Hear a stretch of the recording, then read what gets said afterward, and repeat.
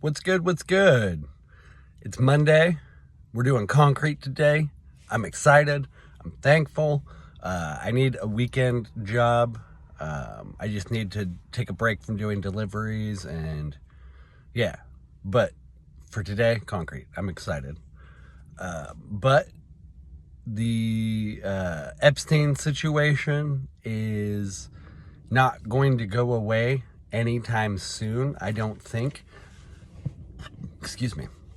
And one thing that I like about this situation is that, in a sense, it's weeding out the zealots and the crazy people, and it is unifying sane, rational actors of both sides, of the left and the right, because this is truly, if there is anything that should be bipartisan, it should be addressing predatory pedophiles that control our government and the world's governments. That should be bipartisan, and overall it has been. There have been kooky takes from people on the left and the right, but overall I think people are wanting answers, and they're not relenting, thankfully, and they shouldn't be relenting. And then this is where my brain goes to in a situation like this. When the PSYOPs cycle gets unmanageable, or the narrative gets unmanageable, it is time to change the narrative entirely. And how do you do that?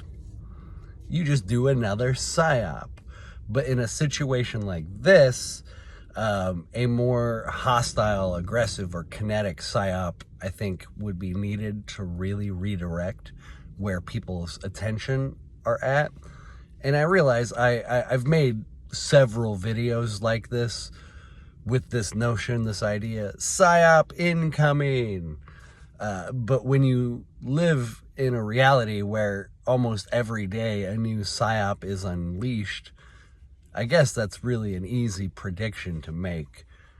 What's more special would be to get a really specific example. And so, like a bombing or a terrorist attack or another country invading another country, or some form of a fall guy. Like I saw that Ghislaine Maxwell is apparently ready to testify in front of Congress. What they might or could do in a situation like this is they might pick 1, 2, 3 people sort of to throw under the bus to become the fall guy. And that might be what they have to do. They might have to say, okay, well, yeah, there are a few people that are guilty, some low-hanging fruit that we can go after. And so that might happen. You know, kind of like P. Diddy and whatnot, even though I guess he was found innocent, probably because he was another iteration of this devious blackmail operation. Another iteration being he was a leader in a community, right? The rap community, the record label community. And so having the leaders of different communities as your agents, that's just smart. Well, if you want to be evil, that's smart. It can also work for if you want to be good. You know, if those of us who want to battle for good started supporting people who were trying to lead the charge, the revolutionary charges in whatever ways they are. You know, we could also have leaders for change, but we're way too divided because of the really successful social engineers. But maybe this could be a uniting narrative. The Epstein situation really should be, and hopefully it is. But at the same time, we need to look out for how they are going to try and redirect our attention. Social division is a great way they can do it. Let me pause. That's what these last 10 to 15 years of culture war crap has been about. It's about dividing people, so we are unable to really unite and rally. And so whatever happens in the next few months, I think we need to really just not let the division win. If you check the description of this video, there will be a link. You can go to my merch store. I have a No Division shirt that, I'd like to try and spread that message, no division, which is somewhat, not paradoxical, but maybe in that there is a divide. There's one divide. I always say there's one divide, and that is created by the parasite class or the predator class. They have created that divide. They see us as prey, as something literally to be predated upon and exploited.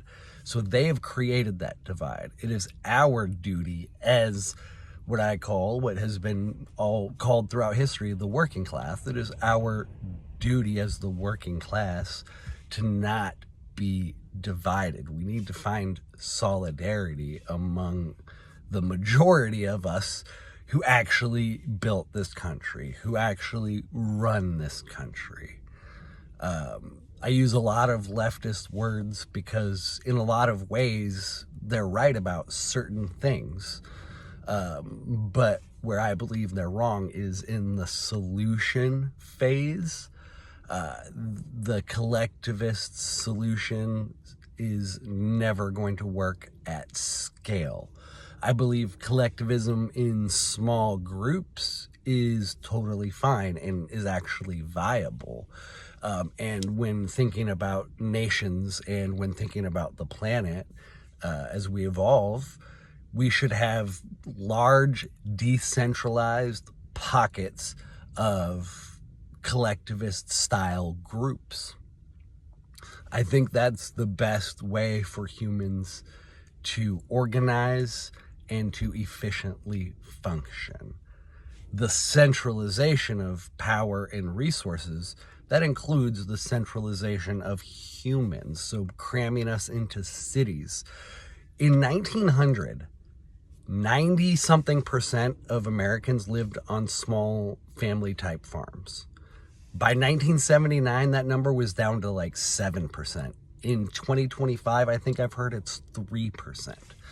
And so we very much have the land and the resources to enable humans to live in alignment with the planet and with one another, with their communities. However, this last few hundred years of cramming people into cities, industrializing everything, corporatizing everything, commodifying everything, all with the blessing and consent from the state and their friends in the ruling class. That's not how humans were meant to live. I very much support innovation and I very much support technology, but it needs to come from a decentralized place that enables the masses to benefit. Right now, the masses are being manipulated, and I believe Epstein is connected. Let me bring him back into this, to all of this.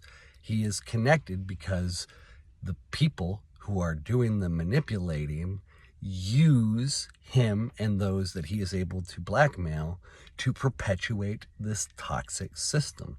This toxic system where we are taxed to death, regulated to death. We are browbeat for having heterodox opinions. We are a resource to them. And this game, it's not capitalism. Everyone says it's capitalism. It's actually central banking in conjunction with the state. That's what it is. Fractional reserve central banking enforced by the state. That's what we are battling. And then that central bank, it connects to the corporations and it connects to the politicians.